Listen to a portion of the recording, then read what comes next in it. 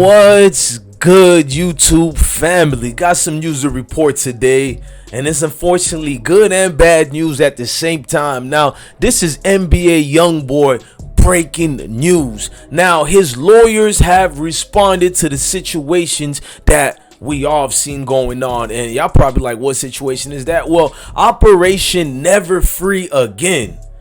Before we talk about that, stay tuned.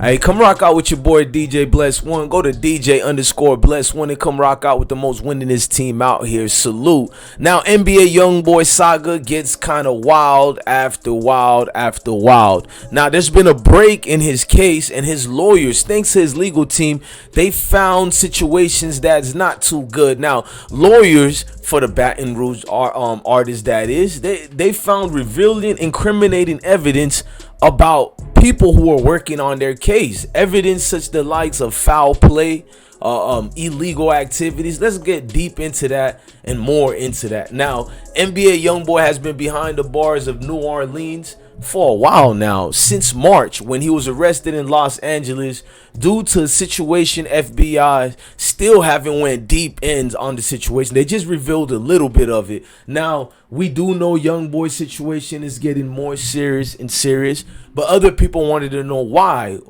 Because it seems like he's being targeted, right? So people started doing their due diligence, and they were saying these things for several months now, that the hip hop police is a very, very real thing, and it's only getting worse with the hip hop police. So now we're seeing artists are now legaling up and getting more serious lawyers. Now, if you guys want to know more on what happened, now NBA YoungBoy Never Broke Again has been behind the bars of a New Orleans jail since March. We told you his attorneys think it's time for the Billboard chart-topping rapper to be released. According to the Shade Room, YoungBoy's attorneys were blindsided by their client's arrest and condemned the responsibility parties for not providing a basically clear chance for him. And then they went into deeper things, you know what I mean? That's when the court documents reportedly state that the rapper, being that NBA YoungBoy, you know what I'm saying, they learned that the operation team had a code name, Never Free Again. It was painfully obvious that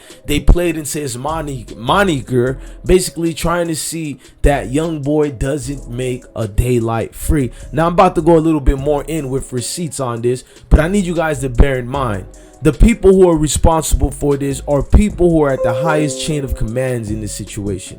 So it goes beyond measures of why that was taking place. Was he targeted? So many rappers over the last few years have said the same things. Now, NBA YoungBoy had penned this letter a while ago. It says, I can leave my kids millions of dollars to divide, but can't give them time. They truly deserve. Nobody understands me. They never did.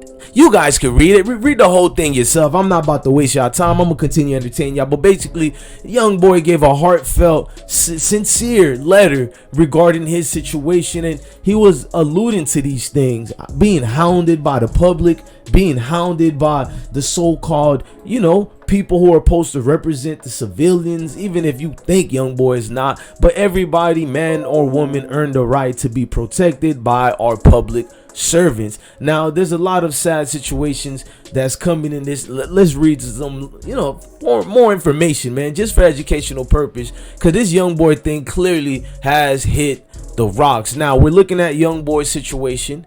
They're saying that the court documents reportedly state that only evidence of their motivation behind this decision is the title of Operation Never Free Again, a clear attack on the defendant's brand Never Broke Again related legal entities. Basically, they're using things such as propaganda, basically, that what they're saying, to make their client, which is NBA YoungBoy Kentrell, look like a bad person. I mean, they're basically open and shut casing this case before even seen trial. Like, that's kind of wild, but we know the tactics that are typically used in this is not brand new. It's not something that's without therapy. I mean, that's what it is. It's therapeutic for these law enforcement to continue these type of tactics. And not just that, the judicial system as well clearly have shown to be in cahoots when it comes fighting for your justice. Now, NBA YoungBoy, He's been saying this for countless years now, countless times, and we know the situation he's been in. Let's go over some of those cases he's been in, dating back to 2020. According to BRPD, this all started on Monday afternoon when BRPD, along with FBI agents, received a tip about a group of people waving around guns on an abandoned lot on Chippewa Street. One of those individuals, Kentrell Gaulden, better known as rapper NBA YoungBoy.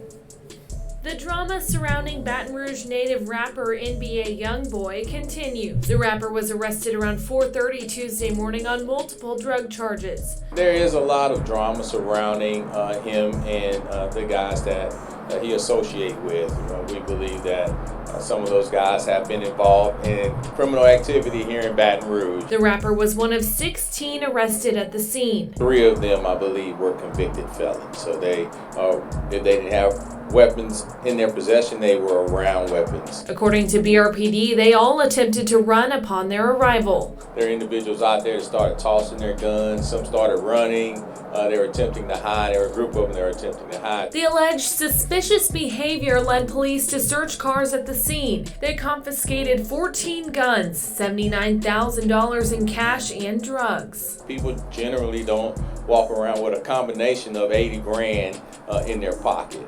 One having right at $50,000 in his pocket. The incident is being investigated by BRPD as well as the FBI, which could lead to federal charges. Gaulden was released on $75,000. I mean, just case by case scenarios like that. There are several cases that the rapper YoungBoy has been through. Footage of a whole lot of situations that are not looking in the, good way to sway towards his way in favoring the courthouses and the magistrates. But there's also more detailing sad scenarios, like it's not really that YoungBoy is guilty. As you heard what one of the PD said, I guess they're blaming the associates now, and they're blaming the people around YoungBoy. I mean, if you look at this situation here when YoungBoy was running away,